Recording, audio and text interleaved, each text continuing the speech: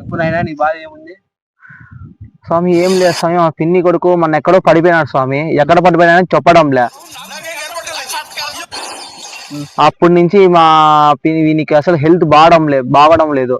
ఎక్కడ చూసినా ఏం తిన్నా ఎక్కడ పోయినా వామిటింగ్ అనేది అవుతుంది.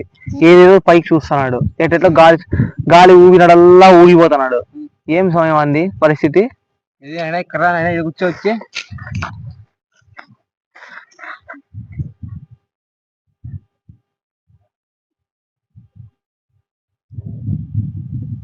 పిల్లాడికి అయితే ఏం కాలేదు, మొత్తానికి అయితే లేలేడు. పైకి కూడా లేదు మొత్తానికి అయితే. లేలేవు కాదు నేనా, పడిపోతే పైకి లేలేవు అంటానా. అట్లా అర్థం చేసుకోవాలి, ఇక్కడ డబల్ మీనింగ్ అర్థం చేసుకొని ఇంత పరిస్థితి తెచ్చుకోలేదు నువ్వు. నీ బతుకు అర్థమవుతుంది ఇడా. లేవని ఎప్పటికి తగ్గించుకోలేవే, సరేనా? ఆకులు ఇస్తా కొన్ని రాలుతాయి ఇప్పుడు పైన నుంచి, ఆ ఆకులు తీసుకోండి. చూడండి అవే ఇది అవసరం. ఇది ఏం చేయాలి స్వామి దీంతో? మధ్యాహ్నము రాత్రి పగలు నీళ్ళలో కలుపుకొని తాగల, సరేనా? చేదు కాదు సమీ, నువ్వు తాగల. ఇంకా గాలి సోకింది నీకు. అయినా బాగున్నావులే, ఏం కాదు కానీ. కాదు స్వామి, మనకి తగ్గుతుందా? తగ్గుతుందిలే స్వామి, ఏం కాదు కానీ నువ్వు బయట పో.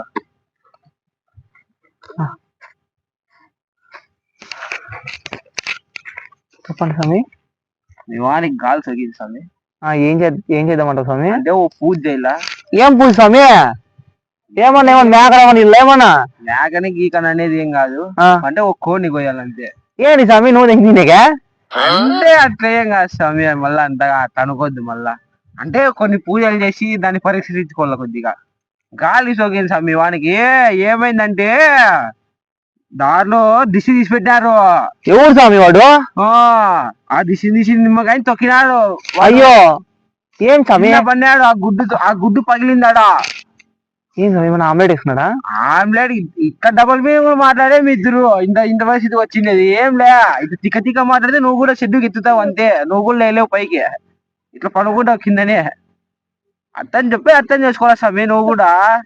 కా స్వామి చెప్పు స్వామి. ఇప్పుడు ఈ ముగ్గేసినారు కదా స్వామి, ఈ ముగ్గు వేయడం వల్ల ఏం స్వామి ఉపయోగం మనకు? ఈ ముగ్గు వేయడం వల్ల ఏ ఉపయోగాలు లేవు స్వామి.